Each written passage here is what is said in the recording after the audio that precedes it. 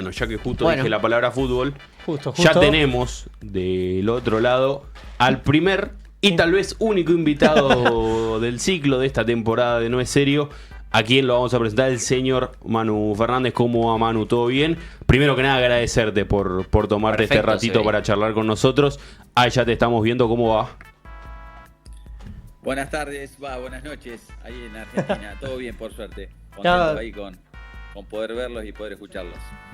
Perfecto, sale perfecto y se escucha ahí. Se escucha muy perfecto. bien todo. Recordemos que a la gente, él está en México, son las 7 de la tarde, si mal no recuerdo, allá en México.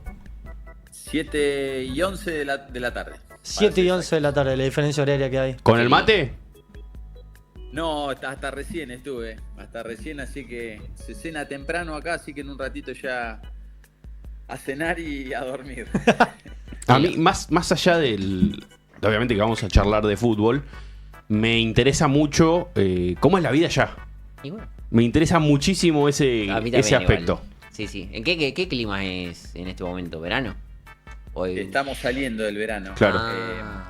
Estamos saliendo y ahora hace calor, 20 grados más o menos, pero está agradable. El verano fue bastante caluroso y bueno, pero todavía seguimos con un poco de calor. Y la vida es, yo creo que, bueno, me tocó dirigir en Chile, me tocó dirigir en Perú y ahora esta experiencia acá en México, de lo que fue fuera de Argentina y creo que Argentina es uno de los pocos lugares en el mundo en donde se cena tan tarde y donde la gente se acuesta tan tarde, ¿no? Sí, ¿no? Claro, acostumbrarte al cambio de horario de comida, todo ahí. Sí, acá la gente a las 7:30, como muy tarde, a las 8 de la noche ya está cenando y bueno, y se acuesta muy temprano. Y otra cosa también arranca muy temprano, ¿no? Claro. Acá arrancamos temprano para lo tarde que terminamos. Es una locura. Después... Sí, tal cual. Pero bueno, te vas acomodando. Pregunta random nada más. ¿Plato favorito que adquiriste allá en México? Y acá es el taco. El taco es por excelencia, ¿no? Y sí. El taco es que te salva toda la comida rápido y la hace nomás. O tiene mucha preparación, depende. No, o sea, come muy picante ya. Muy picante. Ajá, el picante, ¿cómo va con eso? No, eso no me acostumbro porque nunca tuve tolerancia y nada, me cuesta. Así que todo, lo que pasa es que vos acá le decís pica y te dicen no, pero ese no de ellos ya es un punto no amigable. Hay que desconfiar. A mí amigos que han viajado, me han regalado incluso golosinas que no dice que es un producto picante y pica. Flaco, avísame. Es realmente complicado en ese aspecto, pero sí tienen una gastronomía muy buena. Se acostumbran, los nenes empiezan a comer golosinas ya con picante y por eso van desarrollando esa... Qué locura. Bueno, que también se acostumbra a comer fruta, así que le ponen chamoy, creo que se llama, que también te hace picar, tiene, esa cultura impresionante como están ahí. Pero en Perú también tienen comida más o menos tirando lo picante. Sí, pero no tanto como acá. No, acá, sí, me Sí, acá es más. Bueno, podemos, no sé si querés empezar, Bonico, podemos empezar a hablar un rato de fútbol. Sí, hablemos de la pelotita. Primero que nada, te mando un saludo, mi viejo. Lo conocemos bien, Carlos Musaime. Y te dice también, te agradece también. El gestor de la. El verdadero gestor de la nota. Sí. Te manda saludos y muchas gracias por estar. Mira, yo la primera pregunta, como para comenzar así, para arrancar la charla, ¿cómo es toda la experiencia que estás haciendo ahora en Tigre con Guido? Estás en el cuerpo técnico, también estás en un club grande allá en México. ¿Cómo es toda la experiencia que vas viviendo? Sí, contento. Como vos decías, Nico, un club enorme. La verdad que bueno, uno siempre desde Argentina miraba la Liga Mexicana y bueno, veía los equipos y los partidos, pero bueno, estando acá uno dimensiona de otra manera, ¿no? Lo que representa. Un club que cumplió ahora 65 años de historia, que no es tan grande y que bueno, y que tiene en los últimos 10 años la época dorada, ¿no? Donde han ganado la mayoría de los títulos acá en la Liga, han ganado Conca, han ganado, bueno, cuando participaron en aquella famosa Libertadores que perdieron la final en cancha de River. Pero un equipo con una historia muy rica reciente también y bueno, y eso eleva la vara, ¿no? Porque la gente se acostumbró a ganar, el hincha que va hoy a la cancha se acostumbró los últimos 10 años a ganar y bueno, y esa exigencia se va sintiendo en el día a día. Pero bueno, de la misma manera que te exigen, te dan también. Estamos con un plantel que yo creo que es muy bueno, que es muy rico, que tiene buenos jugadores y bueno, y que estamos compitiendo de buena manera. Sí, justamente era un poco bueno preguntarte por eso, ¿cómo es la exigencia? Porque te tocó entrenar acá en Argentina, en varios países. La exigencia, entiendo, allá en México, sobre todo ahora en Tigre, que está en época dorada y demás, entiendo que es fuertísima, ¿no? Sí, es eso. Nada ¿Más alcanza. fuerte que acá en Ganás- Argentina? Perdón que te interrumpa, o acá en Argentina es peor. Yo creo que en Argentina hay que ganar, sobre todo ganar, ¿no? Entonces, después por ahí empezamos a ver cómo y por cuánto. Claro. Acá ganás 1-0 y tenés que, ¿por qué no ganaste 2? Si ganaste 2 tenés que hacer 3, si empataste de visita en el próximo tenés que ganar de local y tenés que batir récord y rachas. Como que todo el tiempo la exigencia va sobre, bueno, que obviamente se gana mucho más de lo que se pierde, ¿no? Pero como que nada, todo da la sensación de poco, ¿no? Siempre hay que hacer un poquito más. Yo creo que esa es la gran diferencia. También la diferencia, por ejemplo, a través de los planteles, ya que en este caso está en uno de los más grandes de México. Me imagino que también la calidad de los jugadores, el trato, cómo tenés que llevar el día a día. En este caso también que Guido no es un técnico de gran recorrido, lo que viene. Si mal no recuerdo, una de las primeras experiencias que tiene dirigiendo. Y cómo van también. Ahora felicitarte también por el triunfo entre Pachuca, que fue su último partido. Y así y demás. Me imagino que todo lo que debe ser, tanto los niveles de los jugadores y todo lo que el contexto que se está dando, es una linda, ¿cómo se podría decir? Sí, prueba. Una linda prueba. Sí, Guido dejó de jugar, bueno, automáticamente que dejó de jugar se hizo cargo del equipo como entrenador. Y Guido es uno de los jugadores bueno, que en esa historia contemporánea que hablábamos recién de los últimos 10 o 12 años, bueno, ha ganado todos los títulos, ¿no? Entonces, tiene un liderazgo muy fuerte, tiene una historia muy, muy rica en el club y bueno, y también ahora como que la tiene que reafirmar como entrenador, ¿no? Sí. A veces el mundo del fútbol como que va pasando página y todo lo que consiguió como futbolista, no digo que esté olvidado porque el cariño de la gente se lo manifiesta en todo momento, pero bueno, como que te haces entrenador y pones el cronómetro en cero y empezás a sumar millas en el nuevo rol. Y bueno, y en eso está desandando el camino y experimentando, pero bueno, está contento, lo está disfrutando mucho sobre todo, y bueno, y los resultados están a la vista, ¿no? De cómo viene gestionando. Yo estaba tratando de hacer memoria porque no me acuerdo. Él se retira, arranca como técnico, pero arranca como interino o queda consolidado como el proyecto era, va a seguir Guido. Sí, no, automáticamente. Él juega si mal no recuerdo, un jueves a la noche en Necaxa, el Eso último fue, partido, sí. y el viernes a la tarde se hace cargo. Claro, pues yo me acuerdo que había sido instantáneo. Acá fue como una noticia Sí. súper extraña. El hecho de que Sí. estaba jugando Guido Pizarro un día y al otro asumía como entrenador. ¿Cómo surge eso? ¿Cómo te sumás vos al cuerpo técnico, no? En esto de... No, porque no es, él es medio fue- utópico encontrar algo así. Sí, tal cual. Fue así, repentino para el afuera, pero un proceso que internamente tenía otros tiempos. Él hacía muchísimos años que se venía preparando y bueno, la gente del club decidió que ese era el momento y se dio así, pero él venía con un proceso ya interno donde, bueno, ya estaba haciendo el duelo de futbolista y había empezado con su preparación. Claro. Para ser entrenador, así que él, más allá de lo vertiginosa que fue su debut ahí, él ya venía con un proceso que llevaba mucho más tiempo y que incluso los dirigentes ya lo venían proyectando ya con mucho tiempo. ¿Cómo te llegó la oportunidad? ¿La tomaste enseguida? ¿Te costó pensarlo? De sumarte al cuerpo técnico. Sí, fue algo raro. Yo no tenía realmente pensado acompañar. Venía hace muchos años desarrollando la carrera como entrenador, como cabeza de grupo, y sinceramente no lo tenía pensado. Y bueno, conocimos a través de Agustín Pelletieri, que es un amigo en común que tenemos con Guido. Empezamos a tener charlas, pero charlas que eran totalmente de fútbol y informales, no para generar una posibilidad de trabajar juntos, sino de intercambiar, de cada uno contar sus experiencias y hablar de fútbol y creamos una conexión que yo sentía que era fuerte. Claro. Sobre todo desde lo futbolístico, pero desde los valores también, que para mí es importante para acompañar a alguien, de pensar no solo en el fútbol, sino en la vida también. Y bueno, eso nos fue acercando y cuando él ya empezó a tener más claridad de qué iba a ser el momento, me llamó, justo a mí me agarró saliendo de Chacarita y con disponibilidad de tiempo, sin ningún compromiso asumido, y decidí acompañarlo. Me parecía que iba a venir a un club muy grande, pero sobre todo me seducía, más allá del proyecto del club enorme y de la liga, el proyecto de él también, ¿no? Poder darme la posibilidad de compartir con él, de poder también que él pueda ir transmitiendo sus vivencias, sus experiencias y la verdad que agradecido y contento con la decisión.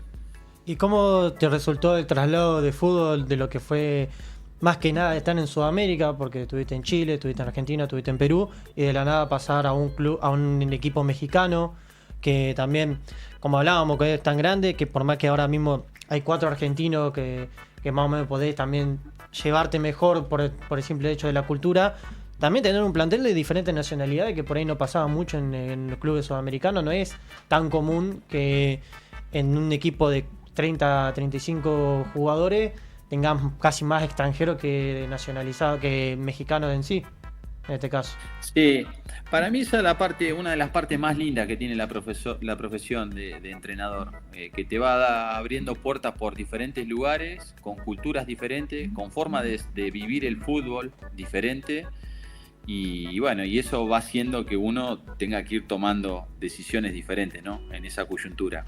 Y acá nos encontramos con una liga que primero que tiene muy buenos futbolistas. Nosotros acabamos en el último mercado de traer a Ángel Correa, que ha estado 10 años en el Atlético de Madrid. O sea, es una liga que tiene un poderío económico que te permite traer jugadores de Europa y jugadores con vigencia, ¿no? Ángel convocado campeón del mundo. No, sí, sigue yendo a la selección, todo. Va a estar ahí, seguía yendo hasta hace un tiempo. Bueno, cuando fue Guiñac, era un jugador que estaba presente, estaba consolidado cuando llega a México. Sí. Son jugadores de la elite. Y después conociendo la liga de cómo la siente la gente, ¿no? Acá justo estamos en un club que es muy pasional, que la gente exige, que jugamos todos los partidos con 40.000 personas, pero que es como los equipos regios, que son los de acá de Monterrey, Rayados y Tigres, más los equipos grandes del América, Cruz Azul, Toluca, que son los 5 equipos que hoy están peleando arriba de competitivo, que tienen, que la gente los acompaña, que tienen los medios de comunicación, que tienen todas estas presiones y demás. Pero después en general la liga, en otros escenarios, en otros equipos, por ahí la gente no va masivamente a los estadios claro, quizás hay menos gente que en el fútbol argentino, y se siente un poco menos la presión sobre el resultado. Entonces yo creo que en ese contexto por ejemplo, es una liga que no tiene descensos, entonces ya eso genera una histeria menor, ¿no?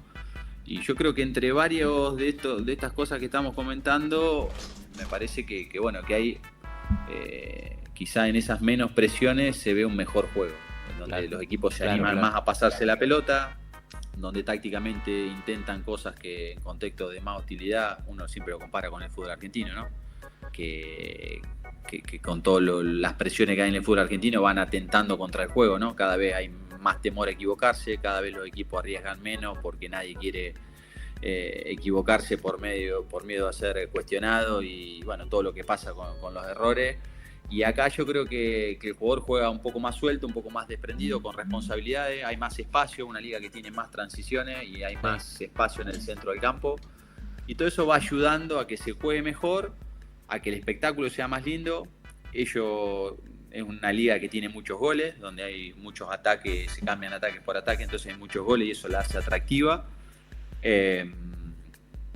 Y intentando adaptarse uno a todo eso, ¿no? Claro. Que uno está claro que viene más allá de las experiencias que ha tenido, las que les decía en Chile y en Perú, pero me parece una parte rica e interesante esa, de poder conocer la cultura del lugar, poder conocer cómo se juega y a partir de ahí, tratar de ayudar a Guido a ayudarlo en las estrategias, a que él tome las mejores decisiones, ¿no?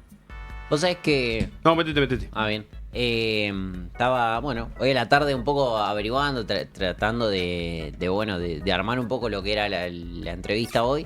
Me encontré con un video de Lautaro Martínez, ¿no? En donde te elogiaba ya por 2018, diciendo que había sido el mejor entrenador que había tenido. Periodo de divisiones inferiores. ¿Cómo te llegó ese mensaje a vos? Ya cuando Lautaro era chico, hablando un poco del pasado, ¿te imaginabas todo lo que se iba a convertir y demás? ¿Cómo es el proceso de tratar a un futbolista así desde muy chico? Sí, Lautaro dice eso porque en realidad no fui el mejor, sino que fui el único. Porque cuando él llega a Racing... El mejor y el peor, si se podría decir. Podría haber dicho. Exactamente. Lo bueno que se acordaba. Fui el mejor y fui el peor. Él llega, Fabio Radaelli lo va a buscar a su Bahía Blanca natal, que era el coordinador de Racing en su momento, persona que a mí me abrió las puertas del fútbol y que estoy siempre agradecido. Y Fabio, cuando lo va a buscar a Bahía Blanca, llega a la sexta de Racing, y yo dirigía la sexta de Racing. Entonces yo tengo el primer año con Lautaro, y cuando Lautaro pasa a quinta, yo también pasé a quinta. O sea que los 2 años que Lautaro hace divisiones inferiores en Racing, el único entrenador que tuvo fui yo. Claro. Ya después de la quinta él se va un poquito a la reserva, porque estuvo muy poquito, y ya después debuta en primera y es vendido. Claro.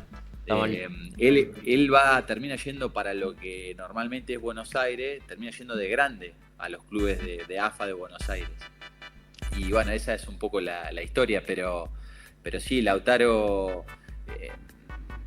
era una cosa impresionante. Nosotros fuimos a un torneo a Mar del Plata, un torneo latinoamericano, que es un torneo muy conocido, que juegan equipos de Mar del Plata y también convocan equipos de Buenos Aires. Y él estaba en un proceso, siempre me acuerdo la historia que, imagínense que yo fui más el mal entrenador que el buen entrenador. Nosotros a ese torneo,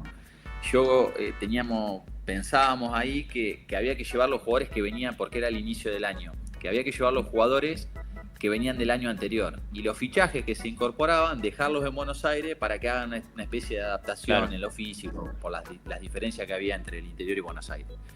Conclusión, con ese criterio Lautaro no iba al torneo, porque era uno de los que recién había llegado y que se iba a someter a ese periodo de preparación. Y un día antes de viajar, Brian Mancilla, que también jugó en la primera Racing, se esguinza el tobillo y no puede viajar. Entonces yo lo subo a la delegación que viaja a ese torneo. Y yo no sabía en ese momento, pero después me entero de la interna, que Lautaro estaba extrañando. Que no la estaba pasando bien, que extrañaba a su familia, que extrañaba mucho a su hermano y que tenía ganas de volverse a Buenos Aires, a Bahía Blanca.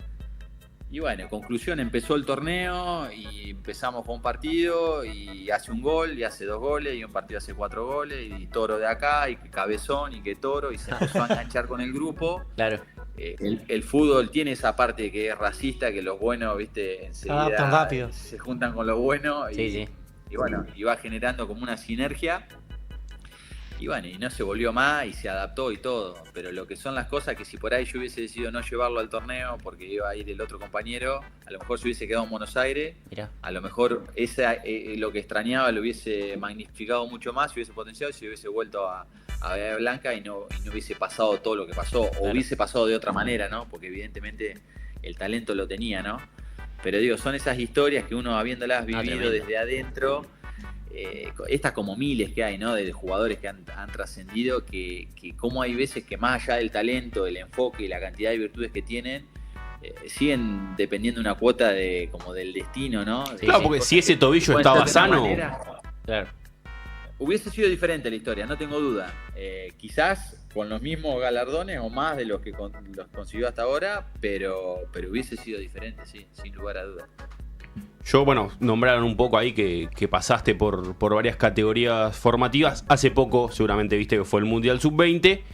¿Qué diferencias notás en el juvenil argentino con los jugadores juveniles de México? Me parece que la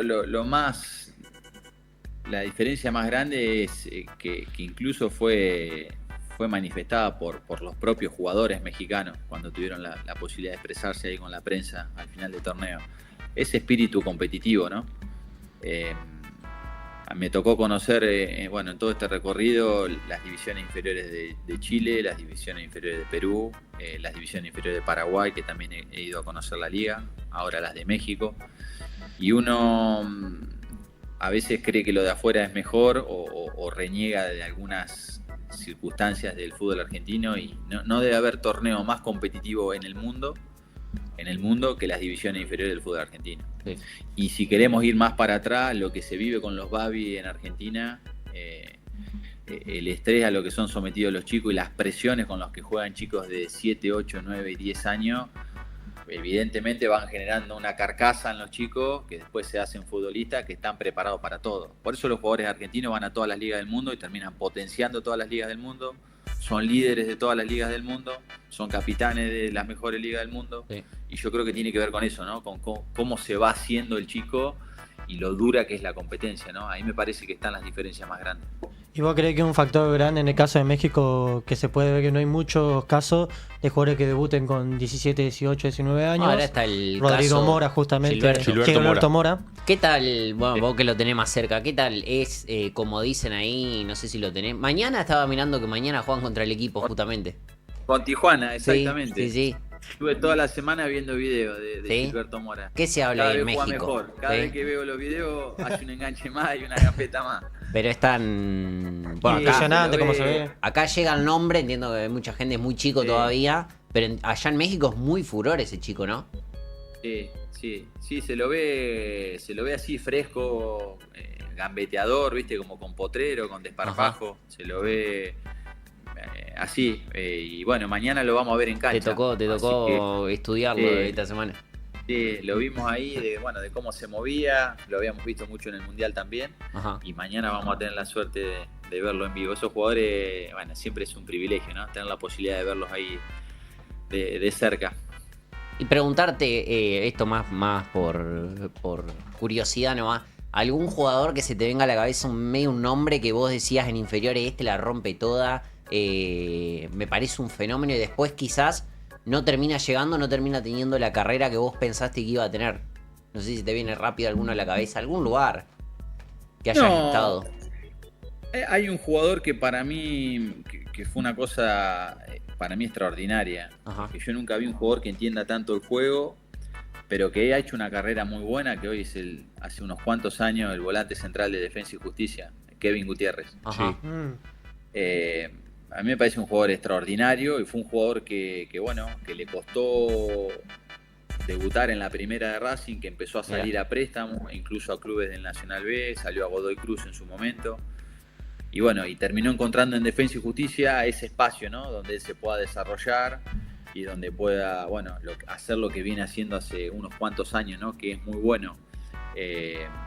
Insisto, para mí ha hecho una carrera muy buena. Sí. Fue un jugador que creo que está... Por condiciones puede ir a más. Sí, infravalorado, pero Bien. siento que como entiende el juego podría haber, incluso poder jugar en otros equipos en el fútbol argentino, incluso haber viajado a Europa.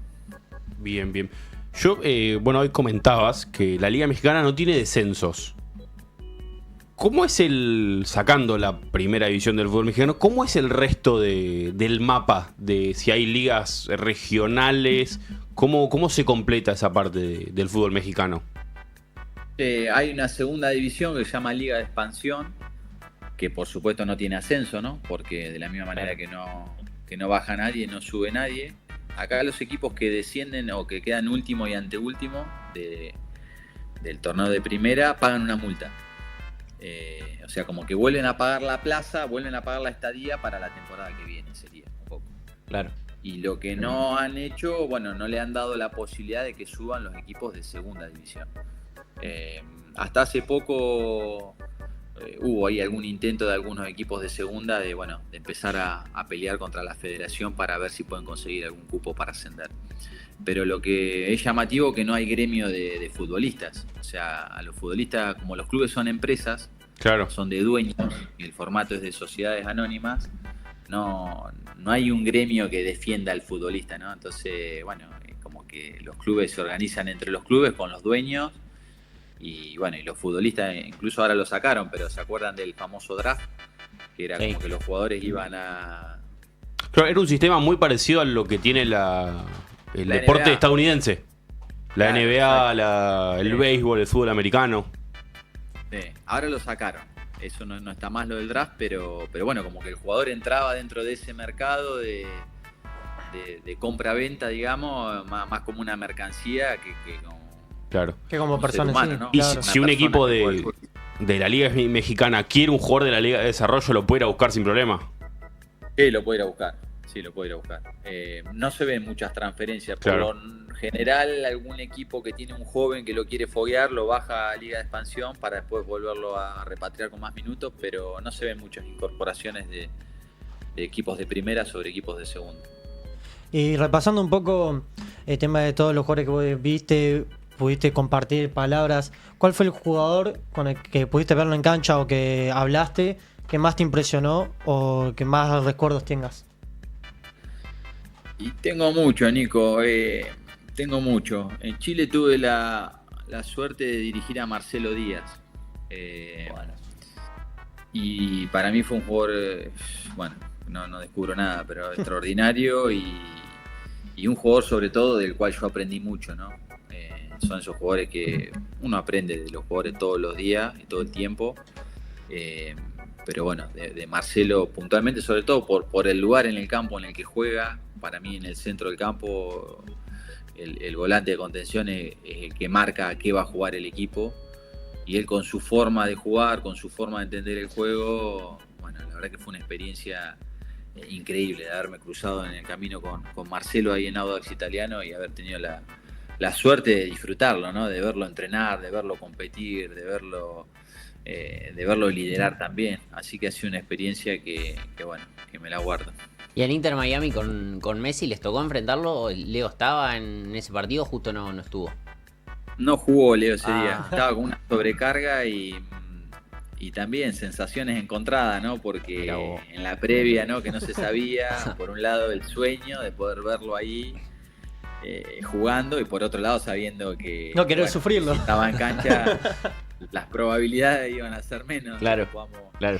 ganar el partido, pero también fue una linda experiencia porque bueno, no jugó Leo, pero estuvimos ahí afuera del partido y después bueno, jugó para mí Sergio Busquets que bueno, que también Tremendo. un poco lo que decía de Marcelo en ese lugar del campo con ese Barça de Guardiola que fue uno de los jugadores emblema de ese equipo y bueno, verlo ahí la verdad que bueno, son esos placeres Tal cual. que te va llevando a la profesión y que nos va dando todas estas experiencias. ¿Te gusta? Vos sabés que bueno, estábamos hablando antes de los equipos mexicanos y siempre está la pregunta, ¿no? ¿Te gustaría que vuelvan a la Copa Libertadores? ¿Crees que está la estructura armada para que puedan volver? A mí me encantaría. Para mí las Copas Libertadores cuando había los equipos mexicanos me parecían que los ayudaban a competir mejor. Lo veo difícil hoy porque se ha armado Claro. todo lo que es Conca y hoy actualmente hay 2 torneos al año. El Conca Champions, que es el primer semestre del año, Ujú. y el segundo semestre se juega la Leagues Cup. Sí, sí. Que son todos los equipos de Estados Unidos con todos los equipos Sí, sí. de México en esa League Cup y la otra, bueno, están los de la Conca también. Y lo veo difícil, ya veo que están organizados, que la competencia ha crecido en esa dirección y no veo que vuelvan, pero me parece que bueno, que aquellas Copas Libertadores con los equipos mexicanos la enriquecían a la Copa. Estaba muy Sí, bueno. sí. Y además yo creo que debe incidir que en todo lo que es CONCACAF de clubes, México tiene mucha dominancia. Sí, de hecho, bueno, clasificado al Mundial, sí. En la competencia, ellos miden ahora mucho la competencia contra la MLS. Claro. De hecho, esta Copa Leagues Cup la jugaron. Vos te enfrentabas con todos equipos americanos y ni con ninguno. Ellos querían ver bien pareja El la nivel, liga, qué diferencia había, no mezclar los grupos que te toque uno de la MLS con uno de. Entonces jugamos los 3 partidos contra los equipos de ellos. Claro. Terminó saliendo campeón un equipo de la MLS, pero bueno, querían medir eso, ¿no? La cantidad de partidos que ganaban los equipos americanos contra la cantidad de partidos que ganaban los mexicanos. Yo me acuerdo, ahora sí puntual, 2 partidos de Inter Miami. Uno creo que fue contra Rayados, que Pasa que, claro, fue no la furor. vio. Inter Miami, Claro, me acuerdo no ese la vio. partido, no la vio. Fue furor también porque después el Inter Miami fue y ganó la Leagues Claro. Cup. Un poco era la novedad, el primer título de Messi ahí en Estados Unidos, pero sí había Había diferencia. muchísima diferencia. Bueno, el Mundial de Clubes también ahora. que creo que está la motivación también de entrar para los equipos mexicanos. Sí, total.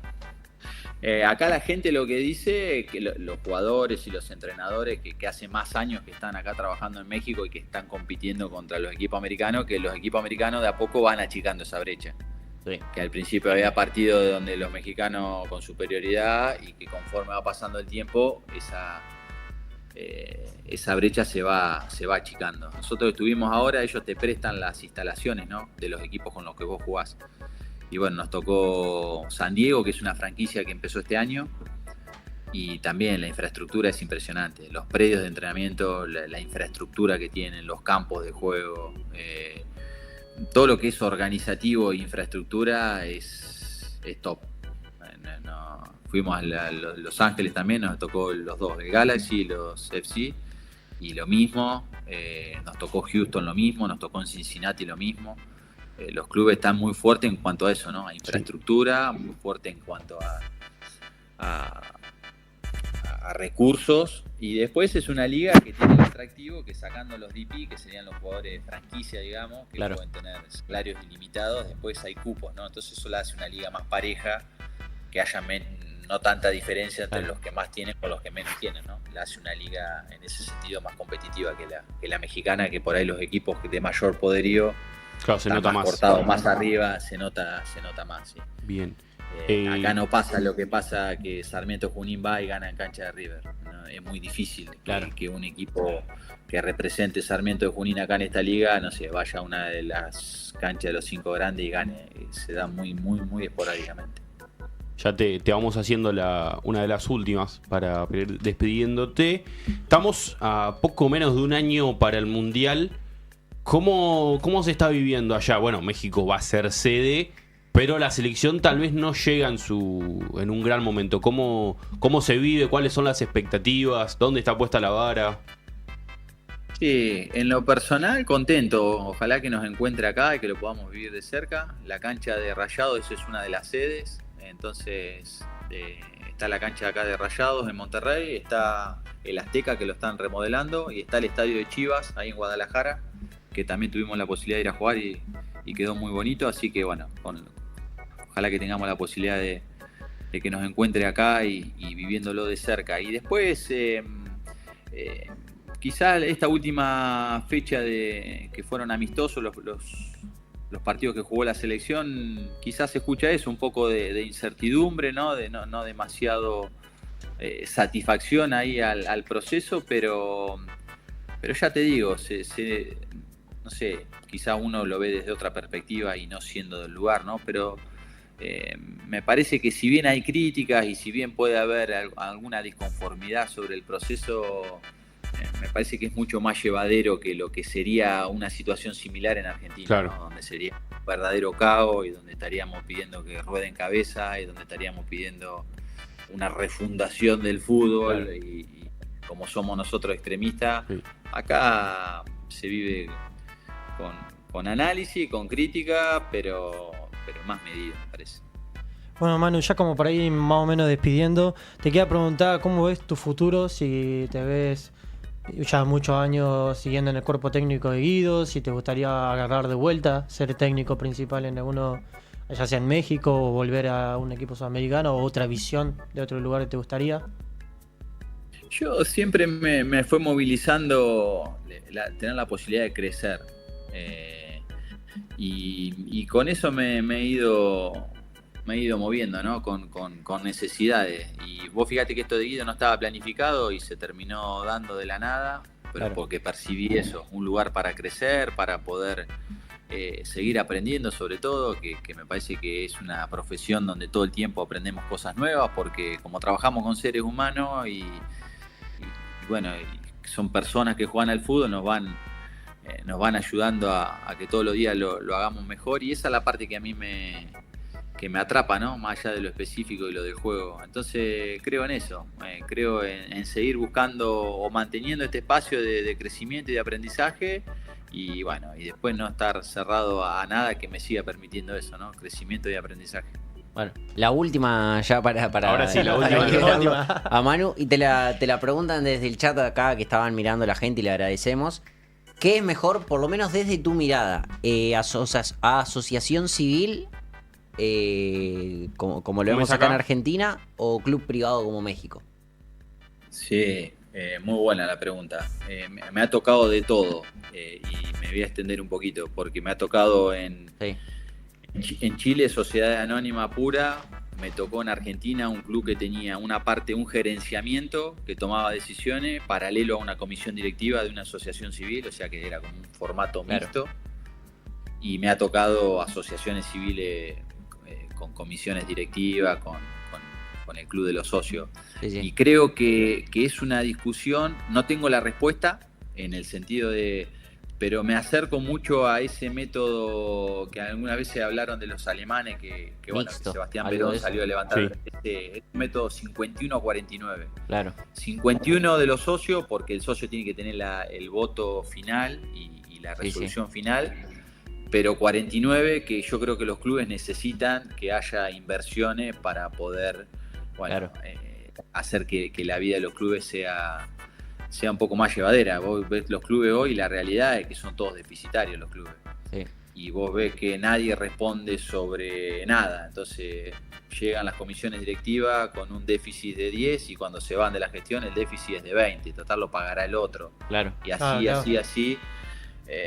A mí me parece que en los dos extremos las cosas no funcionan. Me parece que habría que encontrarse en el medio.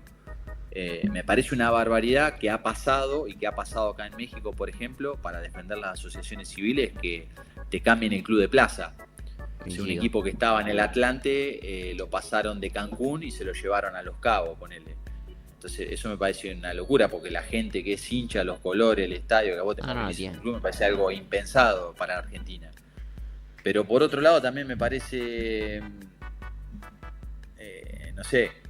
me tocó, te cuento otra a favor de las asociaciones civiles, que en Estados Unidos lo tienen bastante desarrollado, que es que a vos te exigen dentro de tu presupuesto dónde vos vas a hacer las inversiones. Yo creo que entonces en Estados Unidos, no sé, un club tiene una franquicia, tiene la responsabilidad del 20% de la inversión que hagan, ponerla en inferiores. Y ese 20% vos lo tenés que destinar tanto porcentaje a los formadores, tanto porcentaje a los materiales, tanto porcentaje a la infraestructura. Entonces no es que vos sos dueño y vas y hacés en ese club lo que vos querés. Claro. Vos vas, ponés la plata, sos dueño del club, pero vos tenés que invertir tanta plata en formación, tanta plata ¿para qué? Para asegurarse que haya un desarrollo de juveniles. Claro. En Chile, por ejemplo, eso no existe. En Chile son sociedades anónimas, los dueños van y buscan un mercado en donde no apuestan por inferiores, no hay inversión en inferiores, no hay infraestructura, no hay formadores, no hay ningún tipo de foco ahí abajo. El foco está en ver si en la vidriera pueden llevar un jugador que en 6 meses después de darle vidriera puede tener una posibilidad de reventa y de... Claro. Entonces, claro, por eso Chile hoy hace 3 mundiales que no va, hace 12 años. Y por eso le está costando tanto de abajo. Porque entonces yo creo que las sociedades anónimas tienen un montón de situaciones que no están buenas, pero tienen otro montón de situaciones vistas desde el lado del que trabaja. Yo en Chile te pagaban el último día hábil del mes, te llevaban el cheque para que vos vayas a depositar el cheque. Y sabemos que en asociaciones civiles cualquier trabajador del fútbol argentino te puede decir, son 3 meses abajo, te pagan el 20% y vas viendo y la vas piloteando, entras en una bicicleta también media financiera, no contás con los recursos óptimos para vos desarrollar tu tarea, la infraestructura no es la indicada. Entonces digo, habría que ver cómo encontramos en ese 51-49 sacar lo mejor de las asociaciones civiles con lo que yo creo que es la esencia del fútbol, que para mí la esencia del fútbol es la gente, claro. Y ver cómo se encuentra un 49% donde se pueden mejorar algunas condiciones para que los clubes no sean deficitarios. Cómo se funden esas dos cosas, esa síntesis no la desconozco, pero bueno, claro. Un poco lo que pienso. Bueno, la verdad que te agradecemos, como te dijimos ni bien arrancamos, muchísimas gracias por este rato, por pasar, por charlar con nosotros. Y nada, desearte los mejores éxitos. Mañana juegan a las 8, horario de acá. Mañana 20 horas Argentina, sí. Así que bueno, ahí estaremos prendidos haciendo el aguante. Manden buena energía. Mandamos buena energía, mandamos ánimo. Así que bueno, nada, éxitos. Espacio abierto para volver a charlar cuando sea. Cuando quieran. Cuando quieran. un placer. Ahí lo escuchaba en la previa antes que me presenten y bueno, no los había visto, pero me gusta. Son frescos, tienen buena energía, así que gracias. eso. Se agradece, Muchísimas se agradece. gracias. Muchas gracias, Manu. Éxitos. Nos estamos viendo. Adiós. Abrazo, Dale, Manu. un abrazo grande. Chau.